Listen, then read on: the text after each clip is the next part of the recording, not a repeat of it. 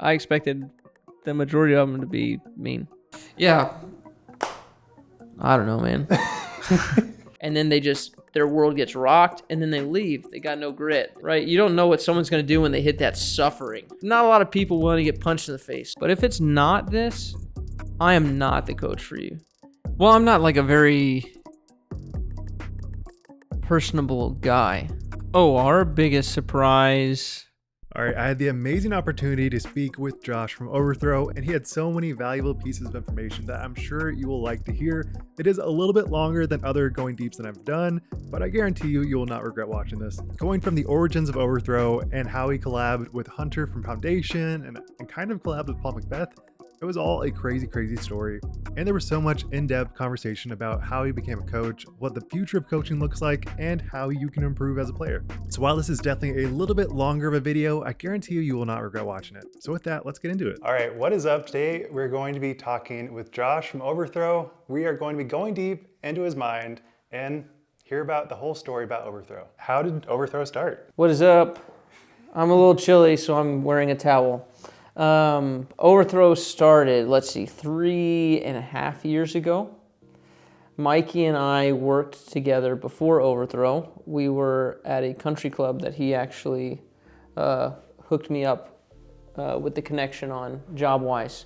So we were both tennis pros, and then right before Overthrow started basically, he went to another country club and directed, and so we went to seeing each other like 6 days out of the week, 7 days out of the week actually, to none. And he was like, hey, my brothers are in town, we're gonna go play some disc golf. I was like, I love disc golf. I used to play disc golf all the time. So then we went out and played, and I was better than Mikey just because I had more experience. And so he'd throw a shot and I'd throw a shot, and he'd say, how do you, what am I doing wrong? How did you do that? It's like, well, in tennis, when we do this, well, it's kind of like that. And then something else would come up, and he'd say, well, how'd you do that? Why can't I do that? Well, it's kind of like how in tennis, when we do this, well, it's like that. And then that came up like 3 or 4 times. I'm just thinking, oh, I guess I could teach disc golf if I wanted to. Even earlier than that, probably 2015 or 2016, I had a YouTube channel with Hunter Thomas back in the day from Foundation. Yeah. Anyways, feels like ages ago. And on that channel, it was kind of, I'm sure Hunter would say this too, there were some very cringy moments. Maybe I would just say that because I was the one instigating the cringy moments. But on the channel, it was this channel is not going to talk about technique. I don't know anything about technique. We're not the guys for that. So I think it's funny now that after tennis, I did all that technique work. Then I started getting an eye for biomechanics and stuff like that. So then I thought, okay, well, I could do this. Okay, that's one piece of the puzzle. Then as Mikey and I are playing disc golf, he's getting more into disc golf. He's seeing players, and he saw Paul Macbeth in a Chipotle right down the street. And so he was like, Paul, I love your stuff. I would love to edit something for you. And Paul was like, okay, well, shoot me a message. And Paul had a project that he wanted shot and edited. So the timing just kind of lined up. And so Mikey was like, after that, Josh, I met Paul Macbeth, and I think I'm gonna shoot a video for him. Help, I don't know anything about, I've never done disc golf specific editing. So I was like, well, I've got some concepts that I think could do well, so we can shoot a couple videos. I'd love to just kind of dabble in the disc golf space in the YouTube world. So we did that, and I was kind of secretly hoping that after the first video or so happened that the thing with Paul wouldn't work out or that I could just beat it with speed and just get if Paul kind of dragged his feet a little bit. Maybe like we do some really good videos because I knew the disc golf space from kind of a coaching standpoint, or I thought I knew it from a coaching standpoint and just knew that there weren't any of the channels that I saw for tennis.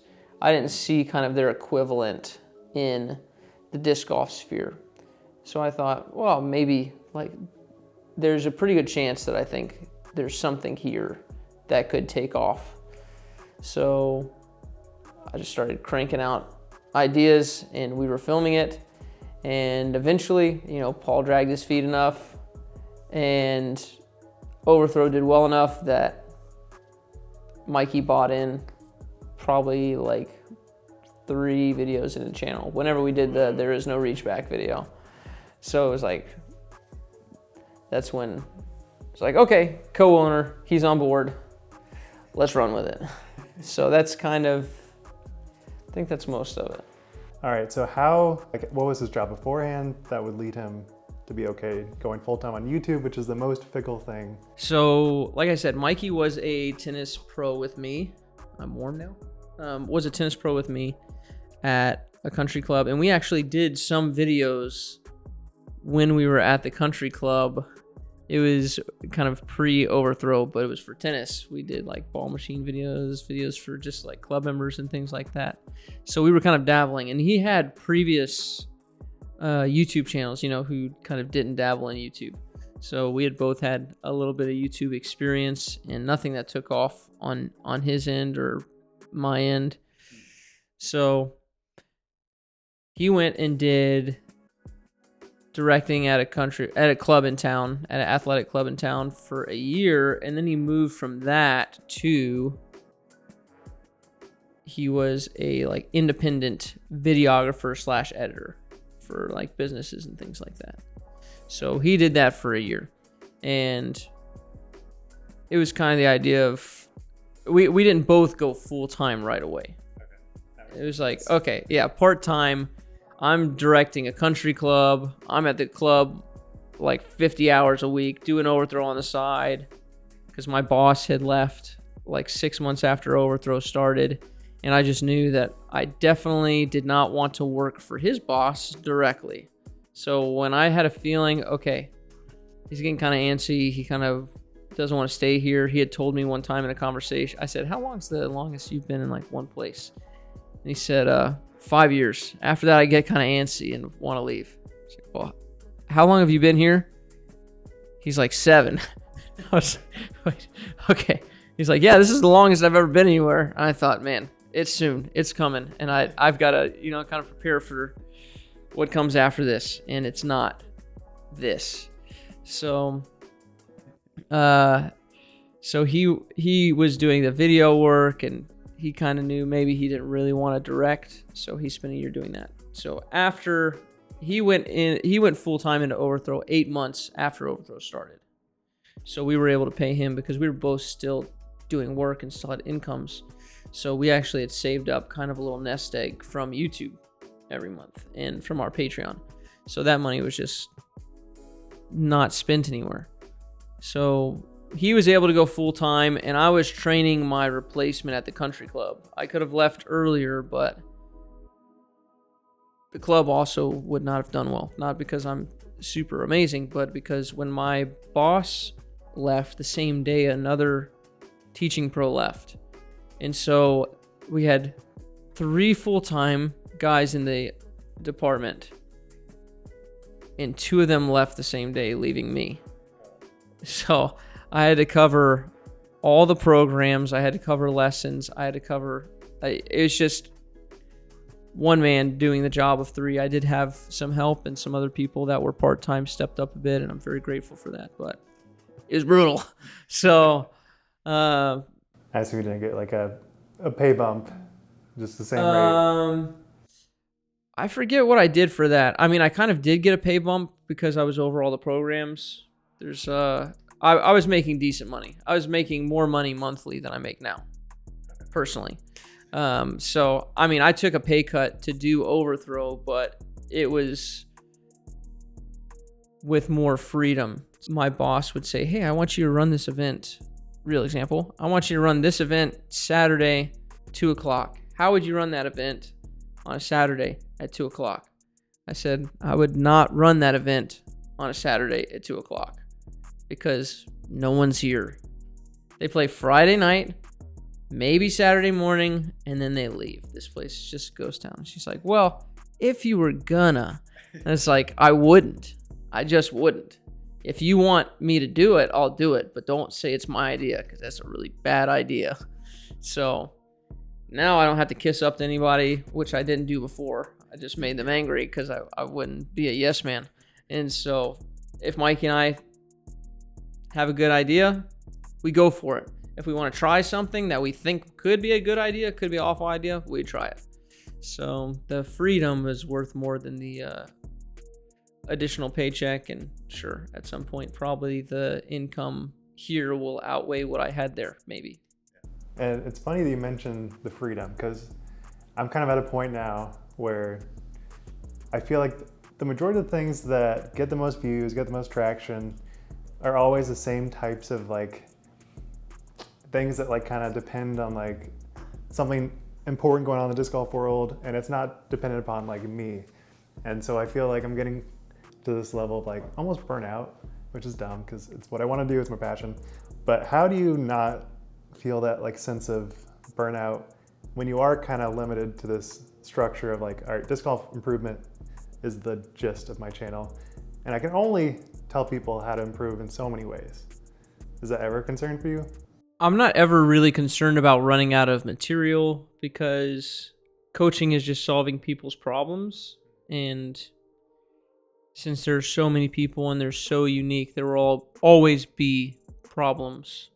So for you, you're kind of, and correct me if I'm wrong, but you're kind of a journalism, like news outlet type. For now. Yeah. Like that's where the majority, that's kind of where you're carved into right now. Yeah, I would say if a video gets good traction, that is where it's coming from, is media. Right. Other videos tank. Yeah, it's like yours is informational. Yeah, so since like I always feel like, oh, there will probably be another disc golf story. There will always be a new disc golf problem. You teach someone one thing. I mean, you go from one student and they have a problem, you find another student. I was just thinking today as I was following these cards at New London, I thought, man, we hadn't made a video on this problem that this guy over here's having, hadn't made a video on this problem that this guy's over here's having, hadn't made a problem on this. And I was just like, if I just took the stuff that I see going wrong, even in the, B pool at Worlds, I probably thought of and subsequently forgot 10 video ideas today. That's interesting. Yeah, it's just, there are always going to be problems. You fix one, another one pops up. There's so much. And then there will always be people innovating at the top of the game. So, because athletes are always going to try to find that edge, right? So as long as the ceiling is lifting, right, and people aren't achieving that, there's always new things, new plays. Like, for example, there could be a whole probably video series on Circle 2 putting if Gannon and Owen Scoggins just keep doing what they're doing. Yeah. It's like, you can't putt that hard, Gannon. What is that? And he drains all his Circle 2 putts, and he wins the tournament by 5 strokes, and you see his Circle 2 stats, and it's like, well, dang, he gained all those strokes almost on Circle 2 alone. And it's like, you just can't ignore that if he does it every single tournament. And it's like, his C1 and reg stat is great. Like, obviously, if you're at the top of the game, you have to have good Circle 1 and regulation stats. But if the icing on the cake is always Circle 2, and he doesn't, and he like consistently puts up 2 or 3 deep Circle 2 putts around, and then he wins a tournament by 6 strokes, you can't ignore that. And so then you got to start teaching people that. And then all of a sudden, you teach people that, and then it's not that anymore. Now Gannon starts making them 2 or 3 from 100 foot. It's like, okay, here's how you got to make your 100 footers now, because the ceiling just keeps lifting. So as long as people are striving to improve and being competitive, there's going to be new stuff out there. How do you decide I'm the guy to teach this specific technique even though you're not 10-20 rated? Like, how do you have that, or how do you develop that authority? Yeah. I don't know, man. Yeah. Yeah, it's hard for me to think like I'm the guy. I hardly ever think that I'm the guy. I will say, I think you're the only indispensable channel on Disc Golf YouTube. I know you're not going to like that take, but I think if I'm watching any Disc Golf content, it's all just like one ear out the other. But when I watch Overthrow, I'm like, oh, all right, yeah, I can implement this in my next round, like immediately. And there's no other channel that always has that like instant feedback. Yeah. Yeah, we'd probably, if we were gone, somebody else would do it, I'm sure. I just think that people are gonna, if someone's not putting the work, somebody else is. And this is where I don't think I'm necessarily the guy, but when you see something that needs to be done, if you're capable of doing it, I believe, okay, like, why shouldn't I try?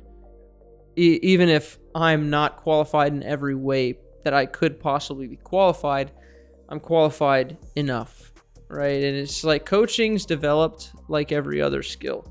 People want to make coaching some kind of skill set that you're just apparently, I don't know, born with, or that you don't have to grow, but it's just like anything else. You want to be a good player, you got to practice. You got to make a lot of mistakes. We allow that with players, right? Same thing with coaches. Like, they're going to make mistakes, and they should be allowed to make mistakes. And it just feels, and it's a battle for coaches. I mean, I think it's especially a battle for me mentally, is I don't want to make mistakes with someone else's game. But so few people are willing to go out there and put themselves out there and make that mistake. Like, for me to look at your game and say, you should do this, and then for it not to work after you invest time and money.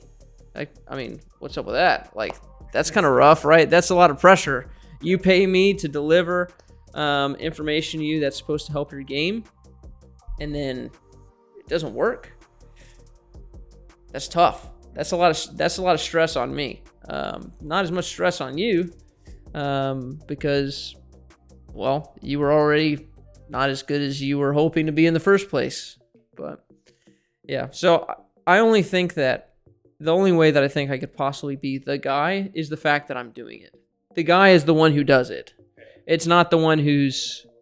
I've met so many people who are like really good players, right? And you look, and I don't know why it is this way, but I've met a lot of people who are really talented at something right away, and I almost guarantee that person's going to be gone out of the sport. They're going to get bored of it, and they'll never get good, or they'll hit that first plateau way later, maybe their first rounds, like your buddy, for example, you were talking about earlier. Maybe they pop off and they're 970 rated first year. It's like, wow, that's great. But they don't hit that plateau until they try to go from like 970, 985. And then their world gets rocked, and then they leave. They got no grit. They've got no experience that's telling. They haven't suffered. Yeah. Right? You don't know what someone's going to do when they hit that suffering. So when you run into a wall face first and it hurts, like, you don't know what's going to happen. It's kind of like a fight. Like, it's all good and well until you get punched in the face. Then you find out who's who. Right? And just not a lot of people want to get punched in the face. So I think the guys out there in whatever the category is, be it player, coach, content creator, entertainer, it's like they're the people that do it. And you can get better. So, but all that to say, I don't have to be 10-20 rated. I can help other people be 10-20 rated, and that's the skill set that you have to grow. It's a much different skill set than playing 10-20 rated. Yeah. Guarantee that. And I've seen so many pros that offer lessons, and then like within a month or two, it's gone, because they're like, this is so much work, I can't actually commit to it. And they may be good teachers, but they didn't realize how much work it actually was. Right. Yeah, and it's different. It's just a different type of work. Yeah, I've met pros who are, high enough rated, and they do lessons because it's a good way to make money. They did that in tennis too, where it was mostly just like hitting sessions. Where it's like, oh, I get to hit with this guy who's really good. But yeah, it's a nice way to make money, but can you actually fix anything for them? So that's the real thing, is you want to pay someone who can fix your problems. And that's not someone who hasn't run into your problems, who doesn't understand your problems, who just like naturally got past your problem, right? It's usually someone who's running your problem, suffered through it, and just like, oh, yep, I've been there before. That sucks. Yeah, here's kind of what I had to think about to change that, and here's what you're actually wanting to do. So, yeah, it's just tough to find that person. So, do you want a player who part-time coaches, or do you want a full-time coach who part-time plays? Basically, you can't have both. You're not going to have an amazing coach and an amazing player all in one. It just doesn't work that way. And I'd like to meet them if they're out there. I was going to say, I think before Brian Earhart quit, I think he would have been pretty good at that. Yeah, Brian's a good coach. Yeah. Yeah. And he did lessons, but he stopped after a bit. Yeah, it's kind of the scale.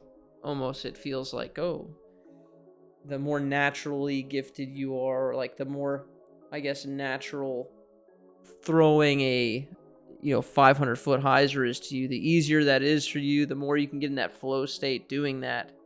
You didn't have to like think to make that happen. Then you probably played really well. If you could just turn your brain off and do the right things, great. A lot of us, our brains are off and we do all the wrong things. So I need somebody who can find those buttons and push them. It's kind of business speak, but did you ever see your channel becoming a sales funnel for lessons and Patreon? Yeah, I mean, that made sense. From day one, or like later on? Pretty early on. I mean, I figured it might happen that way, because YouTube's just not like super lucrative, right? It just doesn't make that much money, contrary to popular belief. So that was kind of the natural part. So, okay, let's transfer my tennis lessons to disc golf lessons, and then let's get some other stuff that's not like just sales funneling into lessons. But yeah, that's for sure the model that we have going is YouTube funnels into lessons, create our cash flow, feed our families, etc. So at this point, what's the distribution of work on teaching for you and Mikey? Is it mostly you? I teach exclusively. Okay. Mikey exclusively edits in videos. Okay, so you don't edit anything? No. Okay. That would take me so long. Yeah, he does all the lights, all the fancy technological stuff. He does that. I have an iPad and AirPods and a tripod that he got me because I was doing lessons on like a $400 Asus that was probably 8 years old. And then one of my students said, "Why does it look like you're filming with a potato?" I was like, "Mikey, I need an upgrade. Make it happen, please." And he's like, "I got you." And then during another lesson, someone said, "Oh, how old are your kids?" And I was like, "Oh, you can hear that. You should be able to hear my children." Mikey, I need to make sure nobody can hear my children because I was doing it in my home office back then. And so then I got AirPods. And those were great.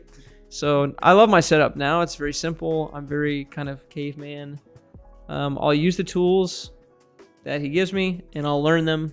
But it does take like a little bit of inertia to get me going, to budge me towards a new and better direction. But once I get there, I can be kind of stubborn, but I kind of know enough to like, okay, try something new. So do you think he works more than you at the moment, or is it still pretty split? Yeah, I mean, who knows? We don't really tally like that. So probably more productive. Yeah, we don't. He's got stuff that he's got to do. I got stuff that I got to do. We know our roles. Yeah. And so sometimes his role is takes up more time. Sometimes my role takes up more time. So yeah, like at the distance comp the other day, he was filming. I was watching. So he had to sit there all day. I'm not like, okay, there's like plus 5 hours for Mikey. Let me go work my 5 to make sure the thing's totally, it's just, here's your role. Here's my role. Here's Dakota's role. As long as stuff gets done, we're not looking at fairness in terms of, right, it's not just clocking in, clocking out. It's what needs to happen and who's the best person to do that. So, and if one of us feels like, hey, this is like really light work, well, you had a really hard month back there, so you can have a lighter month. Or like, oh, I just need more work because I'm not feeling very productive. What can I do? Right. So, yeah, when you're an owner, you don't really tally like you don't tally hours. It's just what has to, how do we grow this bad boy? And you said you like to work, so it's not really that big of a deal. Right. Yeah, I'll work. I'll just work. I will overwork. I actually like schedule time for my family. Like that's how much I like to work, is like, okay, schedule this time for family. And then I feel good when I'm with my family, because it's like, okay, I'm not being lazy at work. It's kind of like a fear of mine, is that I will just like I used to be really lazy. So now I get kind of like anxious if I'm not doing something. If it's just like 2 or 3 days off, I don't know what to do with myself. It's like, what can I do? That's when I'll hop on like an Instagram live or something like that. It's like, just do something. I have to do something right now. Yeah. So you said you don't want to work too much, but I feel like you definitely could have the potential to like overwork. So at what point do you decide we need to hire some other people? Or have you already hired more than people? Well, we've got Dakota, who's our shopkeeper, and he's part-time. So, and the next step is giving Dakota more hours and more pay.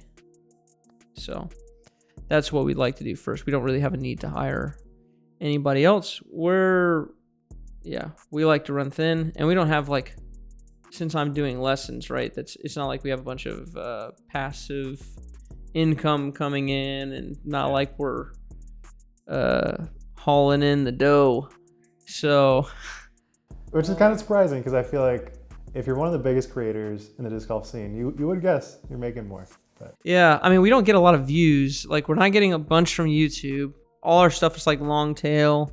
We don't do a bunch of clickbait. We don't do a bunch of stuff that would get us more views. And yeah, it's just our stuff is, we kind of run small on videos, and we just go deep with people. So if you've got a problem, I want you to know when you look at the video, oh, this is the problem that I have. Let me watch that video. And I don't want you to be like, oh, I wonder if this will help me with my random problem, but I don't know. Like, click it, and then you find out, oh, I just wasted all this time. Like, I want it to be very specific. I want you to know when you click on a video, this is what I'm getting. So we don't garner a bunch of views. Sometimes we do fun stuff and kind of do something that we think, okay, maybe this will get some views, or maybe we just want to try some more grandiose edits versus instructional content, which is better when it's simple. So yeah, we're not bringing a crazy amount of money, and plus it's me, Mikey, and Dakota, plus our office building that we have to pay for. And yeah, we got enough on the payroll and on the expenses that it's, well, I've got something. Yeah. Your burnout. Yeah, we never talked about that. Burnout on your end. I feel like sometimes burnout for people happens when they don't love the work aspects of the work, right? You got to kind of like the grind of the work, or at least, you don't have to, love every aspect. Like, I don't love emails. Actually, quite the opposite. And I don't like filling out paperwork and things like that. But the stuff that people consider work, like looking at someone's form and analyzing it, it's like, okay, unless it's like a form review live stream, I'm cool with the work that's put in, and I do that kind of stuff in my off time. So I feel like that's kind of a big thing. Like, I thought Mikey would be into editing because during his off time at tennis, he was doing video stuff. So I think that's kind of a good indication. Is like, okay, when you have free time, what are you doing? Which is work in somebody else's field. That's interesting, because a lot of stuff that I was super excited about at the start is now kind of a grind. but still just like, and pretty much 80-90% of it is fun, but then that work part just really drains you. Yeah. I try to automate a bunch of that stuff. Like the worst part about lessons used to be like manually scheduling each one of them. And that's when we ran small, but I was like, there's got to be a way to automate this. There's just got to be a way that I don't have to. Okay, you're in Finland, which is Central European time -1. What are you, 5 hours or 6 hours behind me? Oh, I don't know. It's this time. Okay, hold on. What time is it in Finland right now? Okay, and you want to meet this? It was just so much, and then that's all automated now. So it makes those things way easier. But yeah, there's some stuff that I don't know. I feel like there's a way to automate a lot of the work stuff. I feel like something that you don't like doing, there's probably a way for it to be automated nowadays. Yeah. If you just like step back and find out, like, can I automate this? Let me Google if I can automate this. So I don't know. What's your like grindy work? I would say a big part of it is script writing, because I'll get an idea, really excited about it. I know exactly what I want to say, but then convert it into like what it would look like in a video. It just doesn't come out the way I want it to, so I have to like re-edit, and then it's just annoying. You ever like ChatGPT, like talk back and forth with ChatGPT on it? I've never tried that. Yeah, it's not a bad idea, I don't think. Yeah, if you have an idea for a script and you're like, these facets of this. Like, what if I did it, and you can have it like act like different personalities and stuff like that. Like, give me reasons why this would be a bad idea, why this would be and just attack from different angles, and see, just someone to talk to when your wife's at work. Yeah, so if you get to a person for some form reviews and you're like, they got like 10 things wrong with them, how do you start on a situation like that? Because I feel like I'd be like that. Yeah, I just look for whatever I feel is the biggest problem or the one that might be causing the other. I mean, sometimes there are 10 things wrong, but there really aren't even. I mean, I did a clinic and there were 10 points for the whole clinic. That was like an hour and a half long. And I was like busting to get through those 10 points. And it's like, this needs to be a 2-hour clinic from now on. So I feel like there really are 10 or less things. So the chance that someone's doing everything wrong, that's pretty tough if you're doing everything wrong. I don't know if I found a person who's just doing absolutely everything wrong. So I just kind of look for the big things that are causing issues and see what we can attack. What's based on their timeline, how long they want to work on stuff. Usually we'll work kind of from the hit backwards, so from release, so maybe grip, things like that. Go from stuff that automatically, like that really affects the disc coming out of your hand, and work backwards from there lots of times. Sometimes you have one thing like a backwards X step that's just making it impossible for them to do the other 9 things correct. So you just fix that one and see what it does to the others. So it's just kind of where you get bang for your buck, I guess. What's like the one thing that you feel like you keep seeing new people have like the same mistake on for backhands and then for putting? I mean, the one thing that's so hard, because I wish I knew that, because that'd be a great video. I'm sure it's probably like rounding or throwing nose up, but yeah, I mean, the places that people really mess up is in their X step, in their coil. They don't create like enough space, and then going forward, they don't know how to move like their arm forward properly.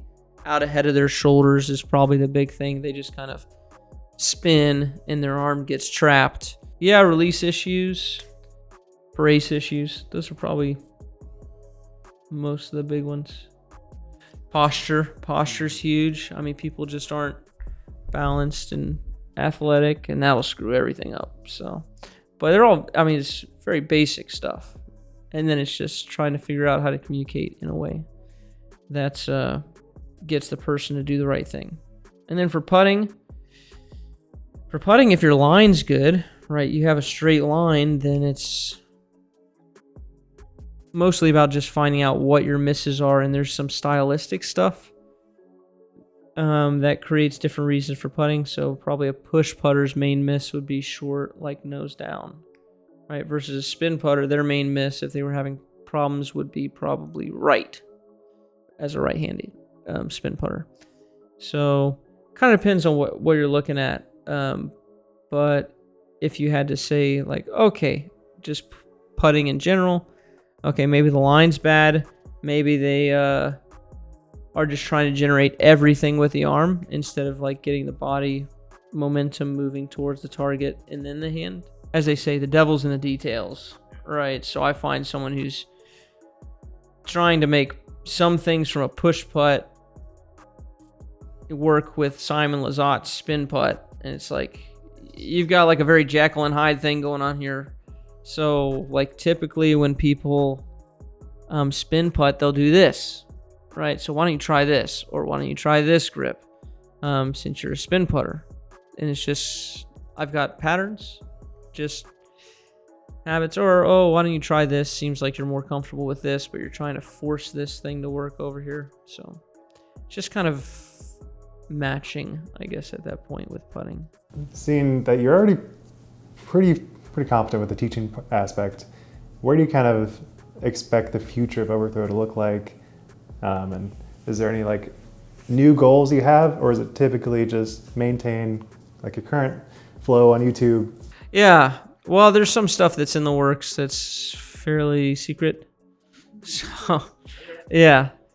I'll move towards more clinics, hopefully. My goal is not to teach 100 lessons every month and just like until the end of time, like just coach one-on-ones. So eventually I'd like to get to the point where I'm helping other coaches coach, but disc golf's not quite there yet because we just don't have that many coaches. Like I probably know almost all of them. And it's a short list when you start listing them out. It's like, oh dang, that's basically all the coaches there are. It's like almost count them on both hands. So at some point we'll hopefully go there where we'll have resources and things like that to help coaches learn how to coach, how to make money, things like that, so that coaching in disc golf can be sustainable. And is that sometimes the path in which you learn new concepts for teaching is from these other coaches, or is it typically all derived from like you and your team? Yeah, I have a lot of discourse with other coaches. So first when we started, I didn't listen to anyone. I didn't know really anyone. And I feel like, I don't know if it's just because now I'm more aware of disc golf coaches or if there just weren't that many when I entered. But yeah, in the beginning it was just like, I'm just going to take my tennis background and whatever I see from tennis, I'm going to describe it that way because this whole thing's just too complicated and we're not explaining it simply.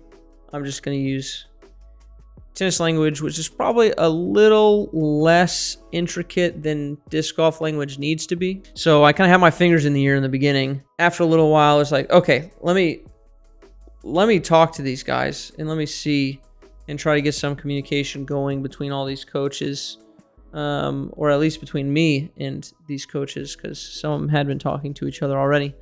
But let me kind of try to extend the olive branch and see what these guys know that I don't know, and just see like what they're seeing that I'm not seeing and what they're thinking. So then I started talking to everybody, and now I've probably talked to basically every coach.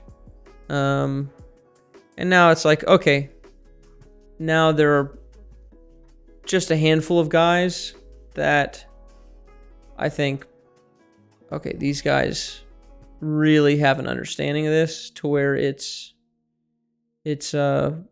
like really beneficial for me to talk to them and listen to them. Not to say that it's not beneficial for me to talk to the other guys at all, but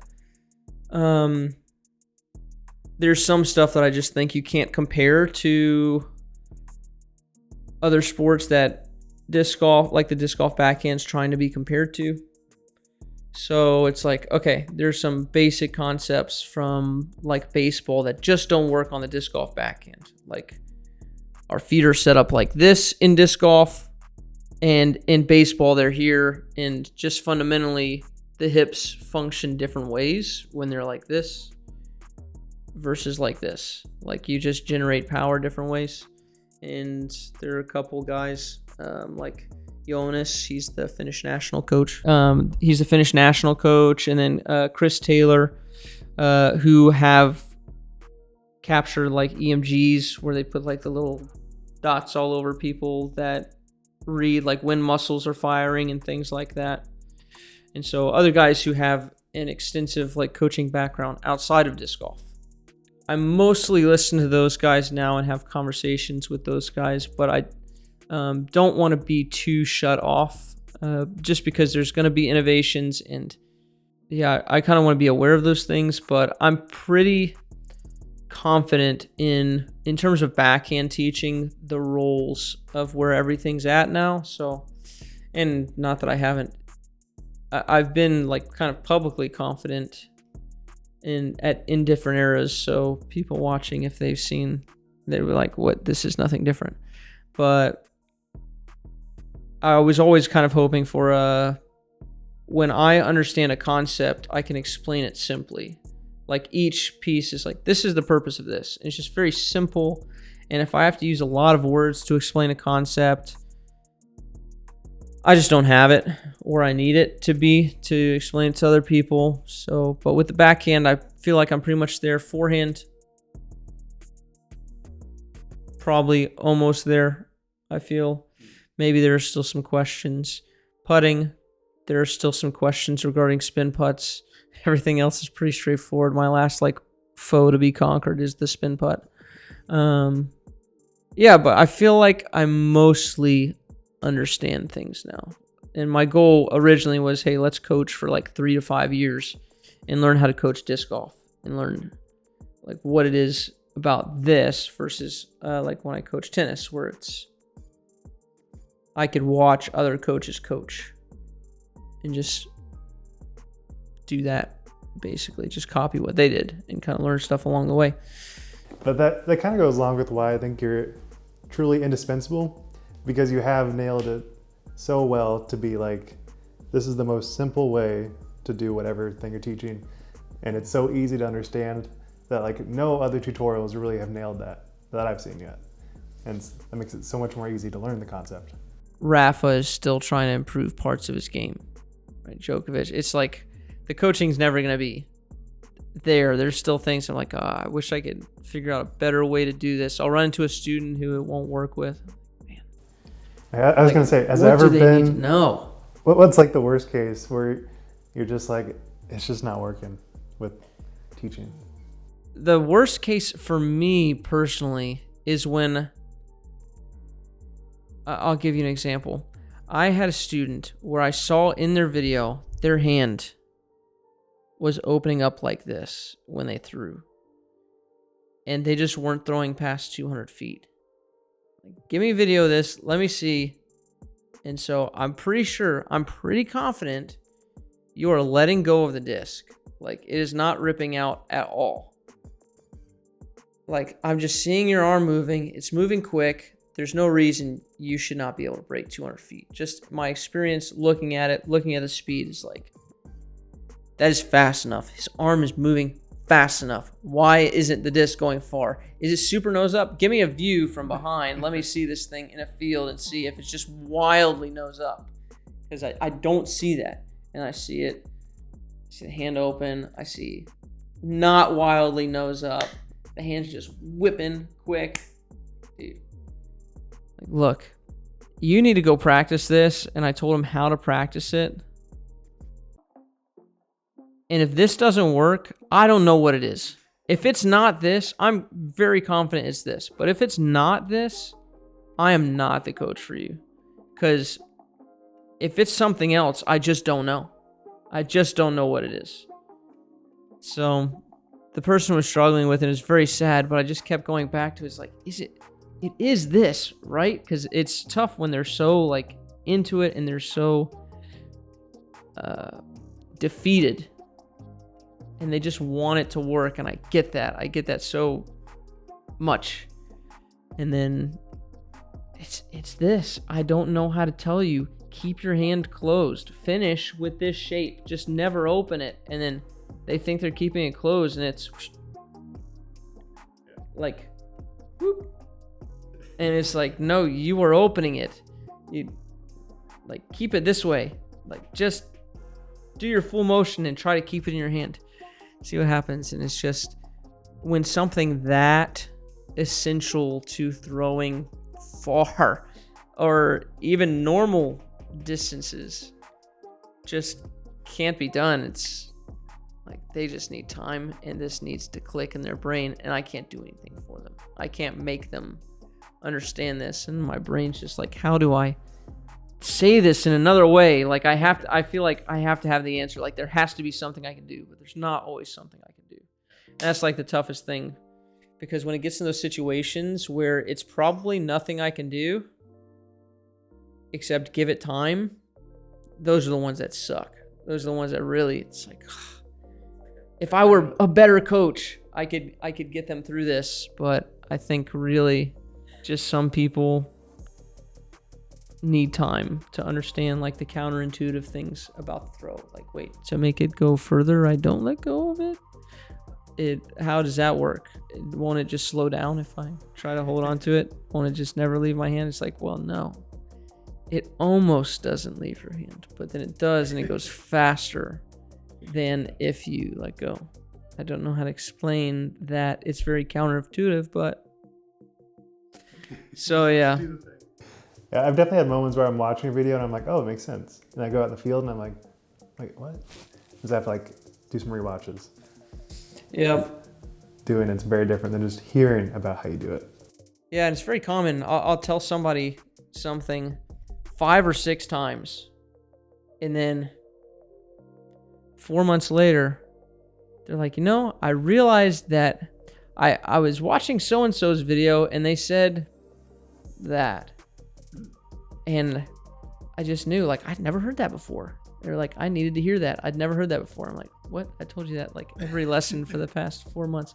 I don't tell them that, but it just happens and it just clicks at a different time. Or I'll tell them, on the 5th of 5 lessons in a row, the same thing. And they'll be like, oh, I never thought of it that way before. And it's like you basically explain the same thing like 5 different ways. I think I would be kind of like that fail. I think I just really struggle with like internalizing how to do something if I don't do it myself. So when someone tells me to do it, it just doesn't quite connect. So I feel for that guy. Yeah, then there's the virtual aspect of like, yeah, someone's telling you something over video. And on the opposite end, what's been like the most crazy transformation? Kind of like the Mikey-esque, like now he bombs and now he's a great player. The most. I mean, I've had kids like juniors just be in awful positions, and then within like a month or 2, it's immaculate, like pro form. Like, dude, well, that's nice that you did that in 2 months. That's cool. So I'm waiting for those names to pop up on tour at some point. But the biggest things for me, kind of the mountain peak things, are when guys who are like, I just want to break 200. Like, that's all I want. Or I just want to hit 250. And then you get that guy or that girl to 350. And you fix something that's like, yeah, or 400. It's when you take someone who's throwing 150 and you get them to 250. I mean, it's just stuff where they're like, I know I'll never throw far, but I at least want 250. Like, if I could get 250, I'll be happy. And then you work with those people who are just really, really unathletic. They hadn't played sports. They're like 45 years old, hadn't played a sport in their life, software engineer. That's me. Yeah. Well, that's tough. You've got like nothing to work on, and you build that person from unathletic to moderately disc golf athletic. And it's like, that's a huge win. That gap from that level to moderately disc golf athletic is way more satisfying to get someone from and way harder to do. than to get someone from 400 to 550. I feel it's like 550 is huge, but to get somebody who's like already, I'm throwing 450, I want 550. It's like, okay, cool. Like if you have 450, you already have some athleticism, obviously, and then 550 is like great. It's another level of athleticism and speed, but still, it's much harder to get the person who's just stuck at 120, 150 to 250. And when you do that, it's like... I got one of the tech discs, so I like started throwing, tried to get my nose down, and like I've never really cared about distance that much, but I just went out in the field just to like see what I could throw. And like I got 450 and I was like, oh, didn't know I had that in me. That's cool. Mm-hmm. It's like so much about it isn't really about the power, it's about like the form and technique to get the distance, which again is counterintuitive because I thought it was about power, and it is a little bit, but it's not nearly as much as I thought it was. Yeah, speed is king, but speed without good nose angle is, just a really fast 300-foot shot. Yeah. So you have to have the secondary stats. So what's been your biggest surprise being on YouTube for as long as you have? Oh, our biggest surprise, or maybe our biggest surprise is that the comments are mostly nice. We have an unworldly amount of nice comments. Yeah, I expected the majority of them to be mean. So, but I mean, to watch a form video, like, where would the hate originate from? It's not very controversial. Well, I'm not like a very personable guy. I think that's dead wrong. Yeah, I mean, I'm just not very popular. I've always been kind of ostracized. I mean, part of that's like self-inflicted, of course, but it's like Mikey and I both were surprised. That's like, people just didn't hate me right off the get. I mean, Mikey didn't like me when we first met, so. No, I think you're extremely personable, and Mikey. And the idea that you don't think that is surprising. Because like every video is very engaging, very fun. It's just a good vibe, and there's no real reason to hate yourself. Yeah, the magic of editing. Mikey does a good job. So, I think that was the most surprising. But it's funny you mentioned like the no hate, because any video where I'm throwing, instantly people are in the comments being like, your form sucks, you're rounding. Oh, yeah. I mean, I don't throw that many times in a video, but yeah, and I purposely don't show people how far I throw and stuff like that, but like, yeah, I very intentionally don't make it about me and my stuff. And I mean, people have requests like, hey, you guys ever just do like a round where you guys just throw and have fun? And we have that like here and there, and people are fine with it. But yeah, so we've heard. I mean, to get like 5,000 views probably, but the people who like us, like, it is fun, and we have lots of fun doing it. So, but yeah, I mean, people will probably trash my form if we had a video with me throwing. I don't like my form. It's just like, so they're like, your form sucks. They're like, I hate your form. I'm like, great, that makes two of us. Like, I don't know what you want me to say. So, yeah, I don't know. It's actually funny though, because when I heard about the rounding on my video, I was like, let me look back. Am I doing like really bad rounding? I am. Okay, good to know. Like, so it was slightly positive, right, even though it was kind of a hater. Yeah. All these people who, they've got opinions. It's like, was your video on form? No, it was just playing. A putter to a glitch. Right. Yeah, I love when people are just like, offer you information that you don't care about. Like, your form sucks. It's like, okay, this video is about me throwing a glitch. The other thing, it's like, what was the point of your comment? They're like, well, you can't throw a glitch well because your form sucks. Okay. So if you have good form, throw the glitch. If you don't have good form, throw this other disc I was throwing. It's like, what? Like, you can make your own takeaway. I really don't get why you're typing this right now. But what I like about it even more is that instant screenshot sent to my friends. Is this not hilarious? So the people are actually getting trolled themselves. So it's Yeah, great. I like to troll the trolls. Yeah. Somebody was like, just want to let you know this, like, I don't know, video made me hurt my elbow or something. And nowadays, when I get comments like that, I just take one of the auto responses that YouTube gives you. And I never do auto. If you get an auto response, it's probably because you wrote some garbage comment.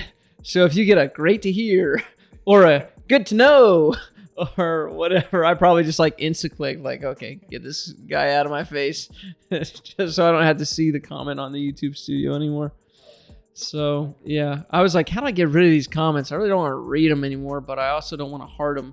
So I started putting like periods just on them. But yeah, like, oh, thanks for the awesome review. Just started doing that. So YouTube comments. It's never had a hater come up to my face though. True. That never happens.